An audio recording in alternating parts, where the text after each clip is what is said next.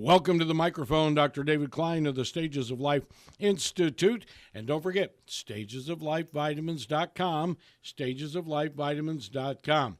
When you get on that site, you have entered a new age of having your nutraceuticals delivered directly to you on time, every time. Now, doctor, we want to talk about getting prepped for surgery. Are there actually things we can do that will make it go smoother for us? You betcha. Okay, and what I'd like to do right now is to focus on orthopedic surgery. And I want to focus on this for a reason. And the reason is that time is your friend and time is your enemy. Now, what I mean by this is that you have certain things that you need to do that you're not going to be told. There are many things that you need to do to prepare, and I can guarantee you nobody's going to mention them. But by following certain simple instructions, you're not only going to increase your chances of recovering well, but actually doing a whole lot better with regard to the recovery and the rehabilitation following the orthopedic surgery. What am I looking for is this. I'm looking to point out the obvious. The obvious is this. When you're looking to hang a picture, you're looking to hang some shelving, you're looking to hang a door, for God's sake, okay? You're drilling into something, either it's a stud or it's a piece of steel or it's drywall. Well, your bone, okay, that material that's being operated on is a great deal like. It mimics drywall. What do I mean by this? When it's healthy, when it's hard, it's very, very easy for it to hold a screw. Okay, and these orthopedic surgeons, they love screws. They love bolts. They love pins. They love all kinds of things made out of steel. But they don't necessarily understand what they're tapping into, and this is a shame. It's a shame for you. So if you're going to hang something on the wall and that drywall were not dry and hard, do you think the anchor is going to hold? And the answer is no, it will not. Do you think that the picture hooks are going to grab into anything? The answer is no. So if you're wondering why it is that when you went to have the orthopedic surgery, in this case it would be done by a dentist, they're putting implants in, that's orthopedic surgery. They are putting implants into your bone. But oh my gosh, something happened they wouldn't take because the bone was soft. What can you do to harden that bone? More interestingly, what can you do to make it soft? Osteoporosis is weakening of the bone. It's thinning of the bone. The calcium salts diminish. Osteopenia is basically osteoporosis, but it's not that bad yet. But what causes these illnesses is very, very important to you, and it's not just for women. It happens in men as well as we get older. Now, estrogen loss, diminished levels of estrogen can lead to osteoporosis and osteopenia. That we all know this. So men don't get hammered the same way women do because men typically have higher estrogens than women do. What a surprise. But the place where we all need to focus to harden that bone is a mineral. Now, that mineral has a name, and it's not calcium. You're going to think, my God, the bone's largely calcium. Therefore, if it's missing calcium, we need to focus on calcium.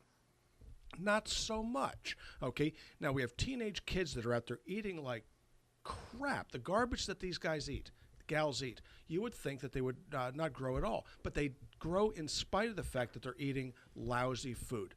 You, on the other hand, you can now afford to buy good food. You're putting good food on your table, yet you're getting shorter.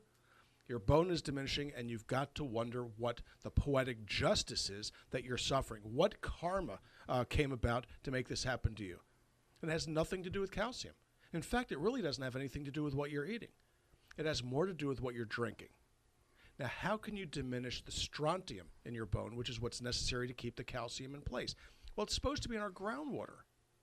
And as we get older, we become less and less able to extract the strontium from the water to plant in the bone. And what it does to the calcium is it holds it in place a lot like rebar does to concrete.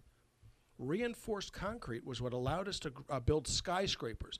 We've been using concrete for 2,000 years or longer, but it was the introduction of rebar, steel, that allowed us to build buildings of 100 stories and higher. Think about that for a second, because it's a very, very important thing to understand. So what do you do about the rebar in your bone? You got to take strontium. Strontium citrate is cheap, it's easy, and it's over the counter. It does not require a prescription, at least not yet, in the United States. But it does take about 6 to 8 weeks for the stuff to work. So what do? You know you're going to go in and get that total knee replacement. Well, let me give you a little clue, okay? You want to start the process of taking the appropriate minerals about 6 to 8 weeks before the date of surgery. You've got to do this. And then as soon as you're able, which usually is a couple days down the line, you want to pick it up afterwards. Because if you can harden the bone, one, the pain is not as bad following surgery. Why? Because the screws, bolts, wires, and pins don't move the same way because they're anchored in there pretty well. You want to hurt somebody? Take a fracture and move it. Okay? If you want to hurt somebody predictably, remove a joint, replace it, solder it in, basically cement, okay, and then allow it to move. If you can harden the bone, give it something to grab into, the pain relief is remarkable. Laminectomy, same kind of a deal. You're cutting through bone. You harden the bone before you go in, and you keep it hard following that, and the movement around the fusions, the movement around the arthrotomies makes it a whole lot more tolerable. So you've got to do this. Well, what else do we really look at? You do need to take the other minerals that are involved in hardening of the bone. Boron is important, very, very important. Zinc is important. Magnesium is important. Manganese is important. So we use a chelated mineral mixture for this, and then we simply add the strontium to it, and away you go. Now, after a certain age, okay, and you're going to say, well, how old might this be? And the age is about 60. You need to add something called vitamin K2 to the mixture and vitamin D3. Now, vitamin K2 and vitamin D3 are important for bone deposition and hardening of the bone. When do you start these things? You start them 6 to 8 weeks before surgery, and if you're really, really smart, you start them now. Why would you do that? Why wait until your joints are shot before you harden the bone? It doesn't make any sense. Do you really want to lose that much more height? Every year you're getting shorter. Why are you getting shorter? Because the bone is diminishing. Okay, well, the discs are getting a little less hydration. You'll lose some height that way, but the real way that you're losing your height, you might be 2 inches shorter than you were when you were in college. Okay, what happened here is the bone is shrinking. Eventually, the bone breaks. When that happens, that's when you end up with these odd deformities in your back, and you start looking down at the ground in funny kinds of ways. Okay, so it's not at all uncommon in women to have these dorsal fractures from osteoporosis. So you really have to get out ahead of this game and make it work. What are the dosages?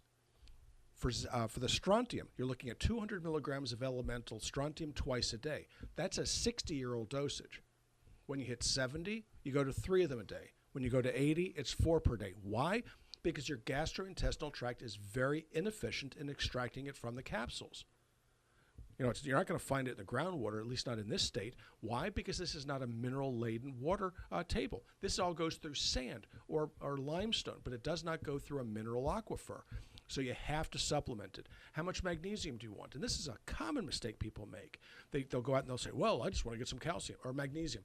And they end up with magnesium oxide or magnesium carbonate. That's called chalk. Okay, it doesn't do a darn thing.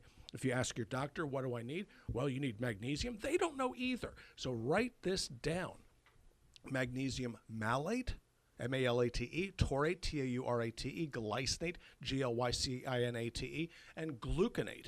Okay, these are your choices, and I don't really care which one you do as long as it's not magnesium citrate, which will make you poop like crazy, but it will not replace the magnesium.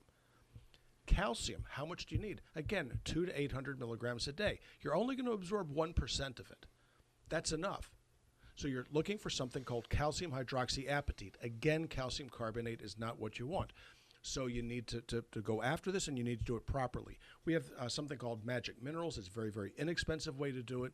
The vitamin K2 and vitamin D3 we supply as well. You can buy it from us. You can get it from them. I don't care where you get it as long as you do this. The strontium, oddly enough, is a prescription item in Europe, and it costs several $100 a month. Here it's 20.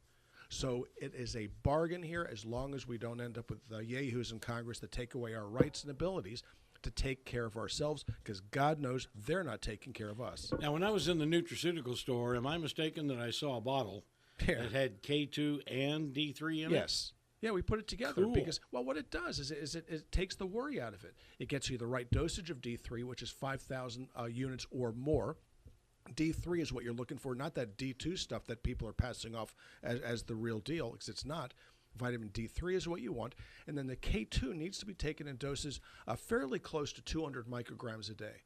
Now, this is not going to mess with your Coumadin, but it will be very, very important with regards to your bone. All right, here is your contact information, and don't forget, stagesoflifevitamins.com. Our phone number is 407-679-3337, and our website is stagesoflife.net. We're located in Longwood at 1917 Booth Circle. That's right off of I-4 and 434. And let's see, our office hours are Monday through Thursday, 8 to 5. The health store that Rob mentioned with all of our nutraceuticals is open during those office hours, but we're also on the web, as I said, at stagesoflife.net, and you can purchase your nutraceuticals at your leisure, and we will ship them to you.